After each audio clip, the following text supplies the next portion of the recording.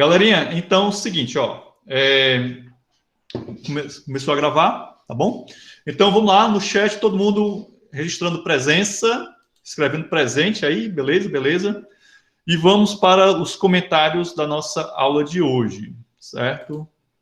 Nossa aula de hoje encerra o nosso ciclo de lógica proposicional.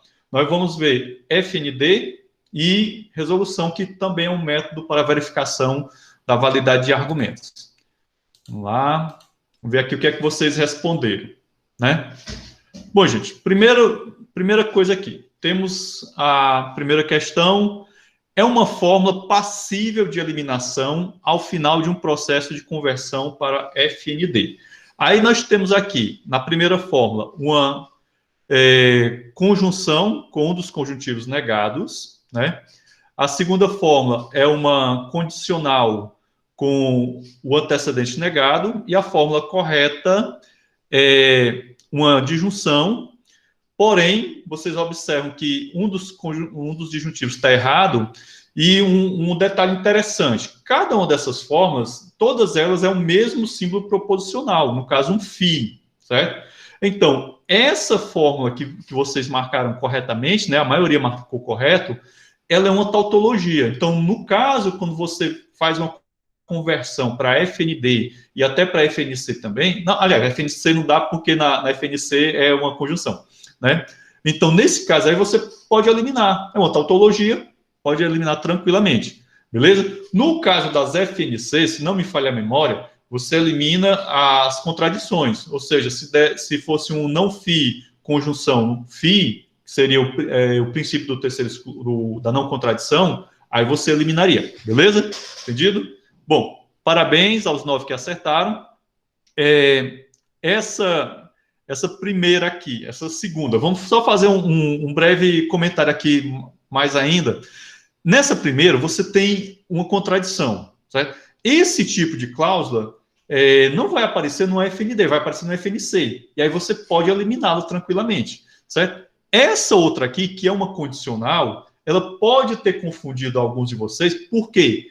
Porque a gente sabe que numa condicional, a equivalente dela, né, aplicando a regra da equivalência da condicional, seria não φ disjunção φ, certo? Só que, nesse caso aqui, o meu não φ está negado, e quando eu aplicasse a equivalente, ia ficar não φ, certo? Entenderam aí a parada? Então, é por isso que está errado. E aqui nós temos o bicondicional. Enfim, no FND, né, assim como na FNC, no final das contas, você não vai ter nem condicionais nem bicondicionais. Então, essas duas aqui, você já descartaria de imediato por eliminação, né? Então, vocês devem sempre lembrar. Quando eu normalizo uma FBF, ou seja, quando eu coloco uma FBF na forma normal, seja ela conjuntiva ou na disjuntiva, uma das coisas que a gente sabe que vai desaparecer são as condicionais e as bicondicionais, certo? A gente vai comentar isso melhor no segundo tempo, certo? A primeira alternativa poderia ainda causar alguma dúvida, né? Causou uma dúvida em alguém aqui, certo? Beleza? Mas tranquilo. Bom, parabéns. Vamos aqui para a próxima questão. Uma FND, ela pode ser representada como polinômio tranquilamente, né? Isso foi colocado na aula na pré-aula, no vídeo pré-aula. Inclusive, a gente utiliza essas representações na álgebra booleana, que é um assunto que vai fechar o nosso semestre. Lembrando que a álgebra booleana, ela é um pré-requisito essencial para vocês compreenderem bem circuitos digitais com o tio Alisson. Beleza? Bom, o algoritmo de transformação da FND é semelhante ao da FNC, exceto pelo seguinte passo. Essa história do exceto geralmente causa uma confusãozinha na cabeça dos alunos. Eu já percebi isso, eu estou ficando craque, né, em perceber isso daí. Então, o nosso algoritmo para transformação de FND e o algoritmo de FNC, eles são muito parecidos. A diferença é no terceiro passo, né? Então, a gente começa com o primeiro passo disso para a gente eliminar as condicionais e as bicondicionais, aplicando as substituições. Isso a gente vai ver com mais detalhe no segundo tempo, né? Só dar uma reforçada do que a gente já viu na aula passada. eliminar as duplas negações ou aplicar De Morgan, né? E aí nós temos a resposta que a maioria marcou aqui corretamente, né? Distributividade de conjunção sobre disjunção. Gente, isso daqui, né, tá correto vocês terem marcado, porque essa distributividade aí é para FNC, né?